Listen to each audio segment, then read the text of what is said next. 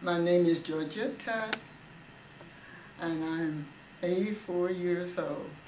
At least 84. I'll be 84 in July. You see, I'm really forgetting just exactly how old I was, but I'm a 1925 baby. Now, I remember just a little bit of the history of Madam Walker when I was about, it must have been around 1935, because I was just a young kid, somewhere around 9-ish or 10 or something like that. And I can see this little tin container, something like you find shoe shine polish for your shoes in. And it was like a sad-black, I think, and it was black. And I think not solid black, it had some color like maybe red or rose on the little flat container. And the people in my family, they used to use it for their hair. Before I recall Madam Walker, I remember that we used to use petroleum, the regular Vaseline that you get now, and that's what we used on our hair to brush your hair, you know, because we had to have oil, and that's what we used.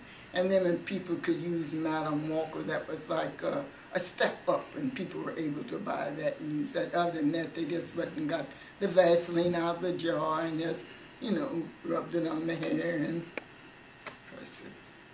That's what they did.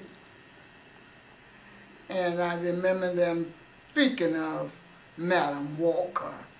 And that's how I remember Madam Walker. Every now and then I hear the name Madam Walker. And that's just about all I can recall about that they did use it for the hair back then. And I also recall working for Mary Kay. And that must have been around 76 or 77 when I worked for Mary Kay.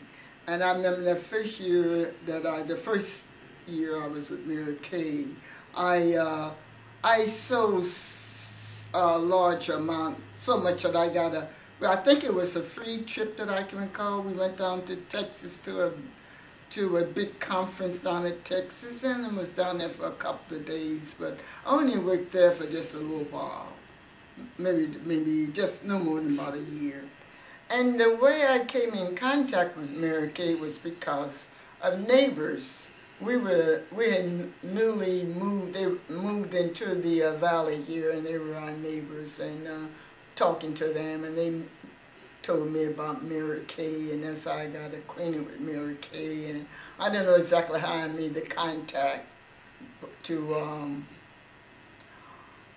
I do recall how I made contact, because the girl who was my supervisor lived in Arcadia down by the racetrack. And I went down to meet her. And she was the one that, after I told her how I came in contact with Mary Kay, she was the one that started me. I don't recall her name. But she was the one that got me started, giving me a list how to go about meeting people. And I used to go all over, way down to the beach. I'd talk to people, and they would say, "Oh, I live such and such a place," and I would find myself driving down to the Santa Monica Pier, everywhere. And finally I said, "Oh, gee whiz, I got tired of that." I was walking and carrying those suitcases that we had to carry. It's just, you know, too heavy. And I say, "Oh, well." So anyway, I stopped about my first year with Mary Kay. But I enjoyed it, especially the conference down there in Texas. I enjoyed that. And then I also recall that when one place where I worked, there was a girl who worked for Mary Kay, and she drove a pink Cadillac. She was such a great distributor. She drove this pink Cadillac. It was always parked on the parking lot besides my little American Rambler. That's just about all I can recall.